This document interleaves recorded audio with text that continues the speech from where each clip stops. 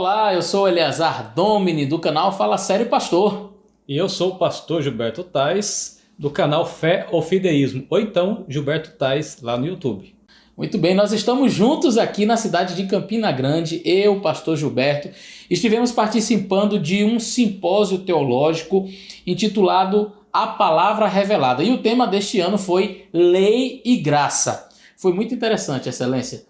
Passamos momentos aí realmente muito agradáveis, né? Foi fantástico, a programação foi incrível. Ainda bem que ficou gravado, está lá no canal A Palavra Revelada e vai ser postado também no canal Fala Sério Pastor e no canal Fé ou Fideísmo. Isso. Nós vamos pegar todo esse conteúdo e vamos disponibilizar nos nossos canais. Só que a gente queria dar um pequeno spoiler aí para você que está nos assistindo nesse momento. Então, pastor Gilberto Tais, você falou nas noites, nas plenárias, sobre determinados assuntos voltados para a lei e a graça. Mas nós também tivemos oficinas teológicas com um tema livre, onde você abordou no decorrer dos dias aí, pelo período da manhã, alguns temas muito interessantes. Fala um pouquinho pra gente aí, uma sinopsezinha bem rápida, sobre estes temas que você abordou. Pelas noites eu abordei o tema da lei e graça.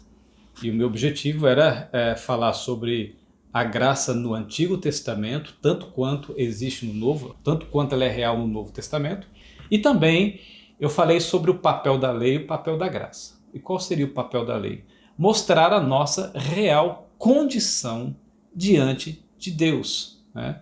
E com isso mostrar o papel da graça, de fazer aquilo que a lei não pode fazer, de nos alcançar no favor de Deus, na bondade de Deus, de nos salvar, de nos redimir, de nos resgatar. Então a lei mostra a nossa real condição, agora o que ela não pode fazer, a graça faz, de nos redimir, de nos alcançar pela bondade de Deus. Essa conversa aí de dizer que adventista do sétimo dia acredita que é salvo porque guarda a lei, isso aí foi bem respondido nesse simpósio. Foi por todos os palestrantes, inclusive você, viu? Inclusive você. Agora pela manhã, Eleazar, eu falei sobre a teologia do remanescente. Então eu falei sobre as 7 fases da aliança.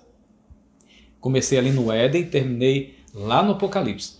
Então o objetivo era mostrar que Deus sempre teve um remanescente. Por exemplo, Adão e os seus descendentes foram o primeiro remanescente. Noé e seus descendentes, o segundo. Abraão e seus descendentes, o terceiro. Depois de Abraão, Judá e seus descendentes, foi o quarto remanescente, ou a quarta fase da aliança. E Jesus inaugurou a quinta fase da aliança, o quinto remanescente, Jesus e os apóstolos. Depois o sexto remanescente, formado pela Igreja Apostólica Primitiva. E o último remanescente. Somos nós, né? Pois é, o movimento adventista do sétimo dia. Agora, o objetivo era justamente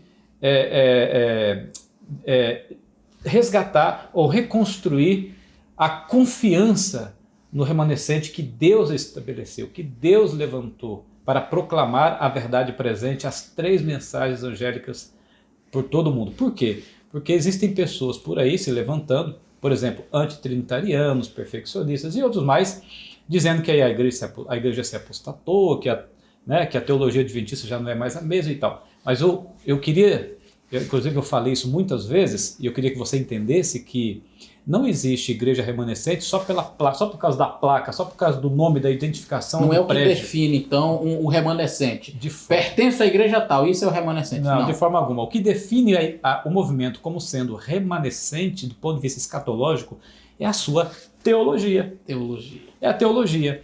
Então, o que identifica o movimento, como eu já disse, não é a placa, mas as crenças fundamentais que ela tem. Nós temos 28 crenças fundamentais, e são essas crenças, a teologia adventista, é que define a remanescência deste movimento. Mas depois, quando tiver editado e postado aí nos canais... Aqui é só spoiler, né, Excelência? Aqui é só um detalhezinho. Foram 3 ou 4 dias de palestras intensas. Então você está ouvindo aqui, você precisa entrar nos canais para poder assistir na íntegra isso aqui. Exatamente. Isso aqui foi uma síntese e você conseguiu sintetizar muito bem todas essas suas palestras, né? Isso, exatamente. Mas olha, não foi só eu não. O pastor Eleazar também apresentou temas bem legais sobre a lei e a graça. Ele vai falar agora um pouco, né?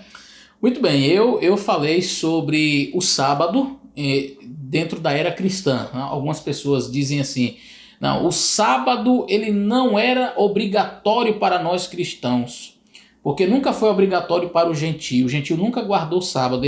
A gente apresentou Um monte de textos, uma série de textos, todos eles, pastor Gilberto, extra publicação adventista. Não apresentamos nenhum texto que tivesse que fosse assim de autoria adventista, inclusive textos que foram escritos, a maior parte deles, se não 100% deles, bem anteriores à existência da igreja. A igreja adventista vem à tona em 1863 como igreja organizada, e os textos que eu apresentei foi de 1600, de 1700, do século IV, do século... Quer dizer, então pessoas que não tem absolutamente nada a ver com a igreja adventista. Aí você vai perceber que já havia pessoas guardando o sábado em todos os séculos na era cristã. Tá? E também o período de transição. Como é que foi essa transição, então, de sábado para domingo? Não é? Como é que veio? Como é que isso aconteceu? Então você vai assistir esse vídeo aí e eu tenho certeza que você vai gostar. Um outro aspecto que eu trabalhei foi a questão de Jesus Cristo como nosso Shabat, como nosso descanso. Porque nós temos os sábados que nós chamamos sábados cerimoniais, ou sábados que tinham um aspecto cerimonial tipológico, que não é o sábado da lei de Deus, o sábado, o 7º dia da semana, do decálogo.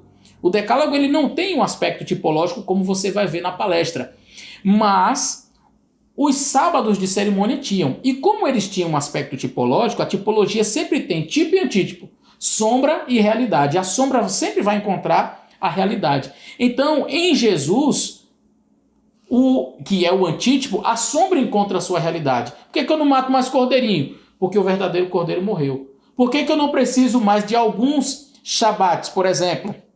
O Yom Kippur, que era o dia da expiação, a festa dos pães asmos e outros Shabats que existiam, o ano do jubileu, o 7º ano, o 7º mês. Esses Shabats, esses descanso da terra, não é? O ano do jubileu era chamado ano aceitável do Senhor. Não é o sábado do 7º dia, mas Jesus disse, hoje se cumpriu essa profecia, quando ele aplica a si uma profecia estabelecida referindo-se a este ano do jubileu, que era um Shabat.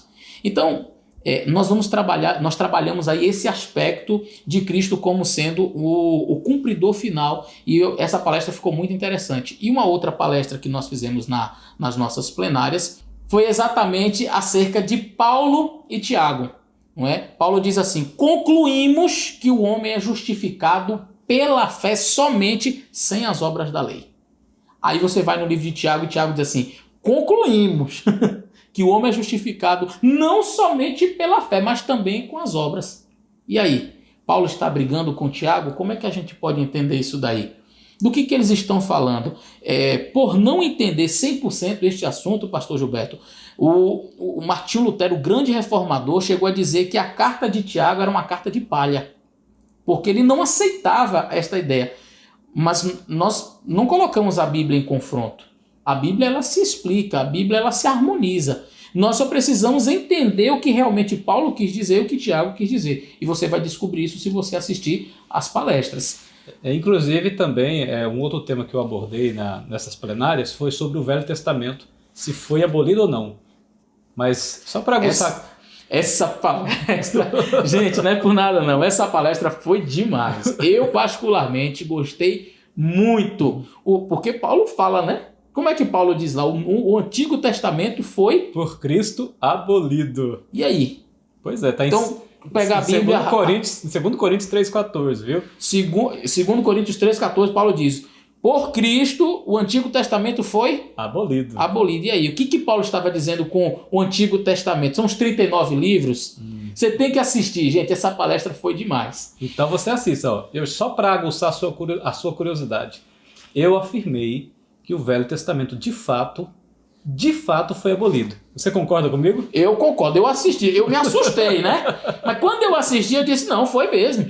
E Paulo não pode estar mentindo. Paulo falou a verdade, não é? Assista lá. Eu acredito que você vai gostar, viu? Vai gostar muito. Olha, e outra coisa, Eleazar, você apresentou oficinas pela manhã também. Sim. Gente, olha, foi maravilhoso. Conta aí. Nós falamos sobre perfeccionismo. O que é o perfeccionismo? O que é perfeição cristã? Existem alguns equívocos que são baseados num quadripé, se eu posso assim dizer, a teologia equivocada acerca do que é pecado. Então, A pessoa que ela tem uma visão perfeccionista, ela não entende pecado em toda a sua dimensão, como a Bíblia apresenta e como o Espírito de Profecia apresenta. A pessoa que é perfeccionista, ele é muito limitado no conceito de pecado. Na cabeça dele, pecado é somente um ato cometido. Então, nós, e eu afirmo, nós somos pecadores e por isso pecamos. Nós não pecamos e aí depois nós nos tornamos pecadores. Na cabeça do perfeccionista é assim, você nasce, você não é um pecador ainda. Aí no momento que você pratica um ato pecaminoso, aí agora você passou a ser pecador. Não. Biblicamente, teologicamente, nós já nascemos pecadores e culpados e merecedores da morte eterna. Esse conceito equivocado do que é pecado leva a um outro conceito equivocado da natureza humana, no que diz respeito à impecabilidade. E que já traz um outro conceito errado acerca da natureza de Cristo. Então eles entendem que, não, se Jesus ele era idêntico a nós em tudo, e ele venceu, então também posso vencer. Mas não tem textos que falam que nós podemos vencer como Cristo venceu? Então nós explicamos esses textos. O que o Espírito de Profecia quis dizer? Jesus era exatamente igual a Adão antes da queda. Jesus era exatamente igual a Adão pós-queda, que nós chamamos de pré-lapsarianismo, pós-lapsarianismo. Tudo isso a gente trabalha lá nessas oficinas do perfeccionismo. E o outro conceito equivocado é acerca da teologia da última geração. Então nós temos o conceito de pecado, o conceito da natureza humana, a questão da impecabilidade, dá para viver aqui sem pecar, e aí vem a questão da perfeição. Na cabeça do perfeccionista, o que é perfeição?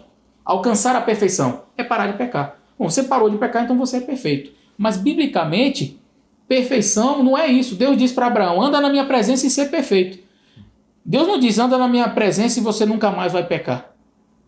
Então andar na presença de Deus é ser. E eu digo sempre, perfeição não está associada ao fim da jornada, mas o trajeto percorrido.